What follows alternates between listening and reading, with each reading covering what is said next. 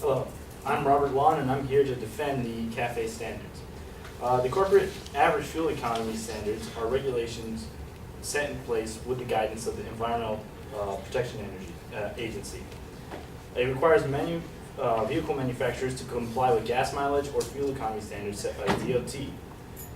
These values are obtained using the city and highway fuel economy tests and a weighted average of vehicle sales. Tests are conducted in a laboratory setting by operating vehicles on a dynamometer. The National Highway Traffic and Safety Administration, part of DOT, is authorized to assess penalties on the information EPA supplies to modify standards.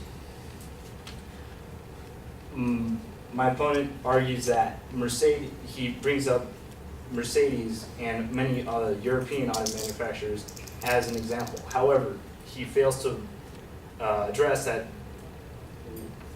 manufacturers such as Mercedes, Mercedes-Benz, BMW, Land Rover, and Jaguar are actually less than 15% of all auto sales in the US. So he's not addressing the major problem. As I'd like to point out, American automakers, the biggest ones, Ford, GM, and Chrysler, also known as the Big Three, are some of the largest selling brands in the US, right behind Toyota. Ford is actually ahead of Toyota as of right now, thanks to a lot of trucks being sold today.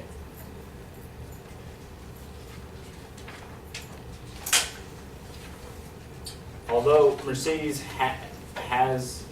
Mercedes and other European manufacturers have been paying the penalties for violating CAFE standards, it hasn't really affected their sales, and so American auto manufacturers are actually outselling these brands by a percentage, and so there really isn't a penalty for them other than the fact that they are not selling as much as the US. It's due to consumer views and also the sheer fact that there is a trend supported by MIT research that consumers are leaning towards more fuel efficient cars. And the CAFE standard has definitely helped facilitate that. My opponent claims that the CAFE standards hurt the American economy. From a quote from Sado Seri, the editor-in-chief of Car and Driver magazine, who was allowed, one of the very few people to get in print, a version of the CAFE standards and has the actual background to review it and give a valid opinion. I quote, government analysis expect that incremental cost of better mileage will boost the price of the average 2016 model by $926. On the other hand, the government estimates that each of those vehicles will save about $4,000 in fuel costs over its lifetime. So not only is it helping American consumers, but it's not that much of an investment compared to the American automakers. According to the CAFE standards, improve the economy study by Citi Investment Research and Management, America's overwhelming support for higher fuel efficiency standards matches what is technologically feasible.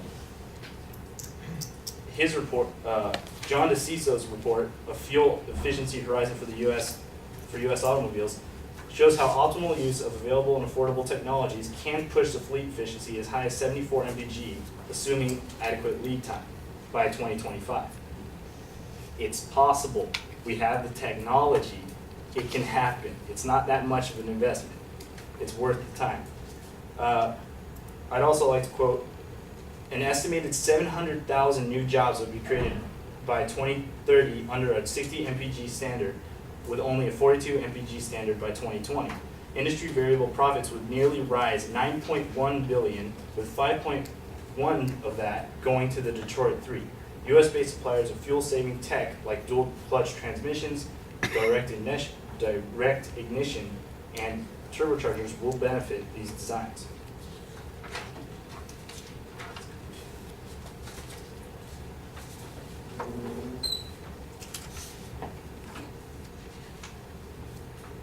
Research by MIT Joint Program on the Science and Policy of Global Change suggests that the short run price of elasticity of the U.S. gasoline demand is significantly more elastic today than in previous decades.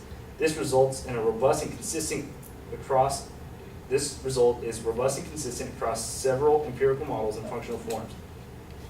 This provides evidence of a structural change in the U.S. market for transportation fuel and may reflect shifts in land use, social, or vehicle characteristics during the past several decades. These results suggest that the technologies and policies for improving vehicle fuel economy may be increasingly important to U.S. gasoline consumption.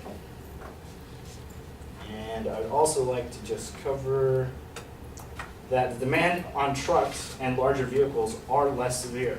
A compact SUV would have to achieve 32.5 mpg in 2016, while 24.7 is required of a Chevy Silverado pickup full size.